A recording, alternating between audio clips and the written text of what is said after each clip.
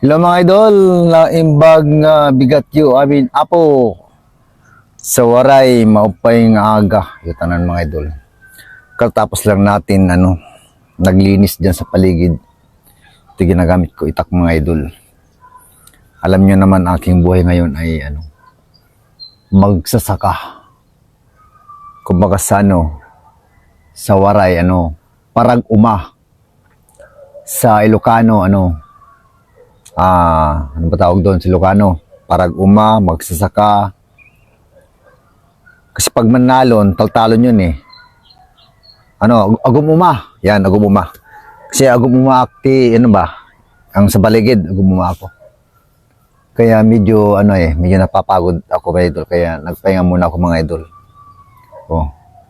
Kasi ganito ginagawa ko mga idol pag umaga. Naglilinis talaga ko dyan sa paikot na yan.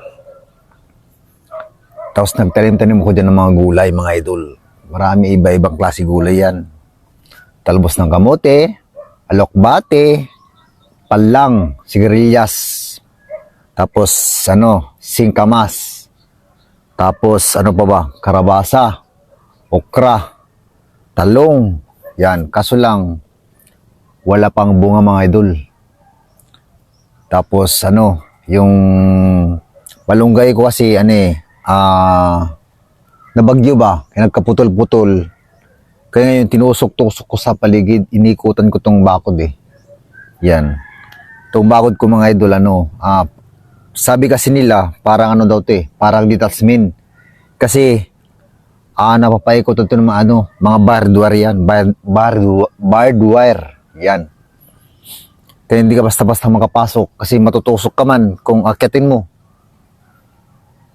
Kailangan mo to, bago kasi pumasok dito, masusugatan ka muna.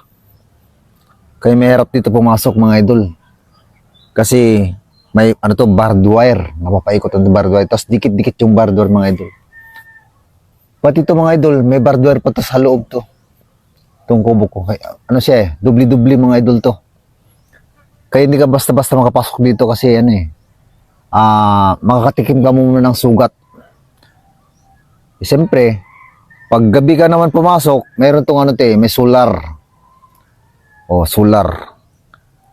Pag araw ka na pumasok, ganoon pa rin, maliwanag ang araw. Yan.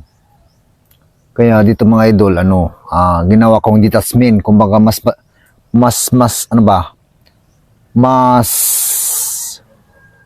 matindi pa sa detachment na ginawa ko kasi dikit-dikit yung barbed wire niya pataas. Yan. Tapos itong kubo ko, may barbed wire pa sa loob yan, napapaikutan.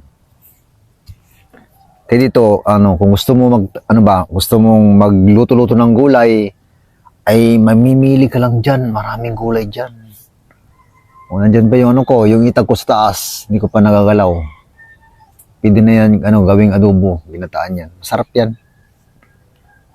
Ilang sa akin mga idol, magtrabaho naman tayo, kasi ang oras na matakbo. Kailangan natin magtrabaho kasi wala tayong pera. Kasi kung may pera ako, tapat mayroon akong tuboy, may utusan sana ako. Ang problema kasi wala akong pera. Kaya ako na lang gumagawa mga idol.